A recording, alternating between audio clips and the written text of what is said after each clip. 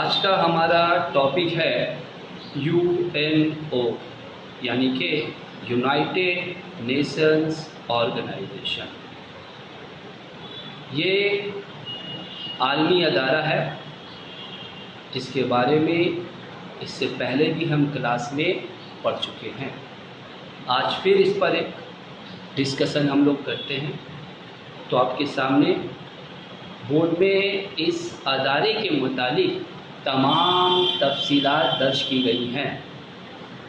سب سے پہلے دیکھیے، اس ادارے کا قیام دوسری عالمی جنگ کے خاتمے پر 1945 میں کیا گیا اور آج قریباً 193 ممالک جو ہیں اس ادارے سے جڑے ہیں، یعنی اس کے ممبر ہیں۔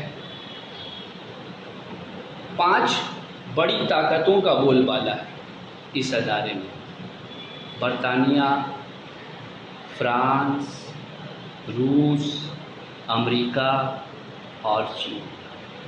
اور ان 5 ممالک کو ایک خاص قسم کی طاقت سے نوازا گیا ہے جسے ہم ویٹو پاور کہتے ہیں۔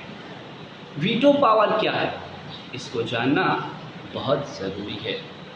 ویٹو پاور دراصل ایک خاص قسم کے اختیار کا نام ہے۔ تمام ممبر ممالک جب کسی مسئلے پر کوئی فیصلہ کرتے ہیں تو کوئی بھی ان 5 میں سے ایک ممالک اگر اس کی مخالفت میں ووٹ دیتا ہے تو وہ اس فیصلے پر عمل نہیں کر سکتے۔ یہ ایسا اختیار ہے، اور جب سے اس ادارے کا قیام ہوا ہے ان 5 طاقتوں نے اپنے مفاد کے لیے غلط طریقے سے اس طاقت کا استعمال کیا ہے۔ اس ادارے کا جو ہے صدر دفتر، جس کو ہیڈ کوارٹر کہتے ہو، وہ نیو یارک امریکہ میں قائم ہے۔ اور اتنے بڑے ادارے کا جو سب سے ہیڈ، جو اعلیٰ منتظم ہے، وہ جنرل سیکریٹری کہلاتا ہے۔ اور اس ادارے کی تمام تر ذمہ داریاں، تمام تر کام جو ہیں وہ اسی شخص کے زیر نگرانی ہوتی ہے۔ آج UNO کا موجودہ جنرل سیکریٹری جو ہے وہ انٹونیو گٹرس ہے، جبکہ اس کا سب سے پہلا جنرل سیکریٹری ٹرائبل تھا۔ اور UNO کا چارٹر، کانسٹیٹیوشن آف UNO جو ہے اس کو چارٹر کہتے ہیں۔ UNO کے تمام قوانین، اصول، ضوابط جو ہیں اسی میں درج ہیں۔ جس طرح ہمارے ملک کا ہی تمام قوانین ہیں، اصول ہے جس کے تحت حکومت کی جاتی ہے، اسی طرح جو ہے UNO کے چارٹر میں اس کے تمام اصول، قوانین درج ہیں جس کے تحت اس کو چلایا جاتا ہے۔ اب سمجھیں گے کہ اس ادارے کا قیام کیوں کیا گیا۔ تو جیسا کہ ہم کو معلوم ہو چکا ہے کہ 1945 میں دوسری عالمی جنگ کے خاتمے پر اس کا قیام کیا گیا۔ تو سب سے پہلا مقصد جو UNO کے قیام کا تھا وہ عالمی امن کا قیام۔ ہم دیکھیں گے کہ دوسری عالمی جنگ نے اتنی جانی اور مالی نقصان پہنچایا کہ دنیا دنگ رہ گئی۔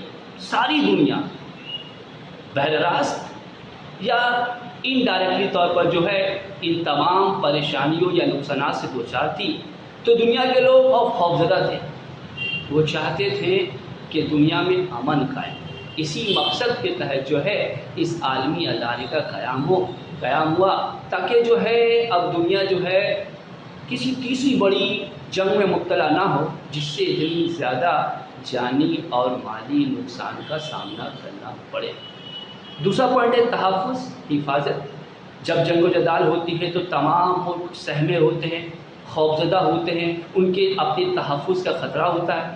تو جب تمام ممالک جو ہے ایک ایسے عالمی ادارے سے جڑ جاتے ہیں جو اس بات کی ذمہ داری لیتا ہے کہ جب ان کے درمیان کوئی بھی سرحدی تناؤ ہوتا ہے، تنازع ہوتا ہے، کشیدگی پیدا ہوتی ہے کسی معاملے کو لے کر، تو ادارہ جو ہے اس میں مداخلت کرتا ہے اور بات چیت کے ذریعہ समझौते के जरिए मामले को जंग तक पहुंचने ना दी जाए, ऐसा कोई तरीका अख्तियार करके उनके सरहदी मसाइल को हल कर देता है। इस तरह उन्हें जंग के खतरे से तहफ़्फ़ुज़ मिल जाती है। तीसरा नुक्ता है तमाम ममालिक के साथ दोस्ताना ताल्लुकात कायम करना। इस अदारे का ये भी मकसद था कि आपसी रंजिश, कसीदगी और तनाव को रख कर जो है दुनिया तरक्की नहीं कर सकती। इसलिए एक अक़दाम इसने ये भी उठाया कि तमाम मेंबर ममालिक के दरमियान और दिगर ममालिक के दरमियान रिश्ते खुशगवार हो, क्योंकि जब रिश्ते खुशगवार होते हैं तब जो है कोई भी मुल्क या कौम बड़ी आसानी से तरक्की के राह पर गामज़न होता है। और इसका चौथा एक अहम मकसद था इंसानी हुकूक का तहफ़्फ़ुज़, सेफगार्ड्स ऑफ ह्यूमन राइट्स।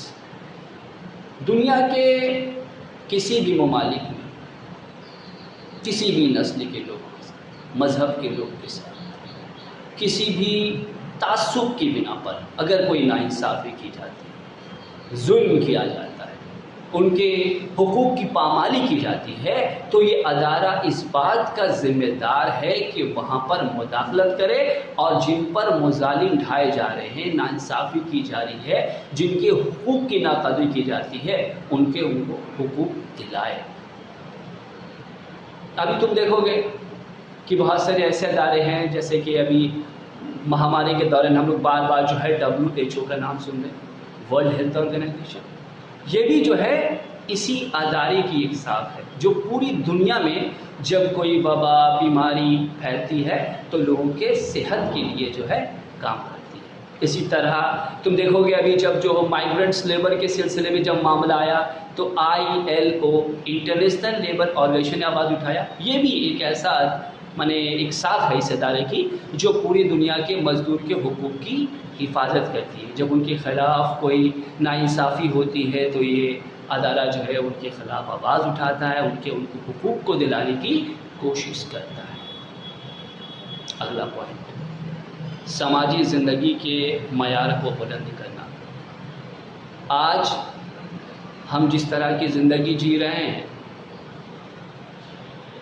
सारे लोगों में यकसानियत नहीं। कई ममालिक के लोगों को देखोगे बहुत ज़्यादा सहूलतें हासिल हैं, उनको ज़िंदगी की जो बुनियादी ज़रूरतें हैं बहुत इत्मीनान के साथ मैसर, और जबकि ऐसे ममालिक भी जो हैं जो बुनियादी ज़रूरतों से महरूम हैं। तो ये अदारा कोशिश करता है कि तमाम लोगों में बुनियादी ज़रूरतों के लिहाज से, तालीम सेहत के लिहाज से यकसानियत कायम हो, उनकी मयार ज़िंदगी बुलंद हो, बेहतर हो, वो भी अच्छी ज़िंदगी गुजारे। अगला, आलमी मईशत को बेहतर बनाना। माशियत यानी इकनॉमी किसी भी मुल्क के तरक्की के लिए बेहद ज़रूरी है। बगैर माशी बेहतरी के कोई मुल्क खुशहाल नहीं हो सकता। तो इस अदारे के ज़रिया ये कोशिश की जाती है कि ऐसे ममालिक जो माली तौर पर कमज़ोर है, मुआशी तौर पर पसमानदा है, उनको माली इमदाद देकर उनकी हालत में, उनकी मैसियत में बेहतरी लाई जाए, इस्तेहकाम कायम किया जाए। तो इन तमाम जिन मकासद का हमने ज़िक्र किया है, इसके तहत इस अदारे को कायम किया गया। जब से इस अदारे का क़याम हुआ है, हम देखेंगे कि बहुत सारे मामलात को इसने जो है बड़ी हुस्न खूबी के साथ हल कर दिया। लेकिन बड़ी मायूस कुन बात ये भी है कि जब बड़े ममालिक का बात आता है, ताकतवर ममालिक की बात आती है, तो वहाँ पर ये अपने इख्तियार को इस्तेमाल करने में नाकाम रह जाता है। बहरकैफ जो भी हो, अब तक इस अदारे ने जो है दुनिया को तीसरी आलमी जंग से महफूज रखा है। अब आप गौर करें, इसके बाद इस मौजू के मुतालिक आपको सवालात दिए जाए।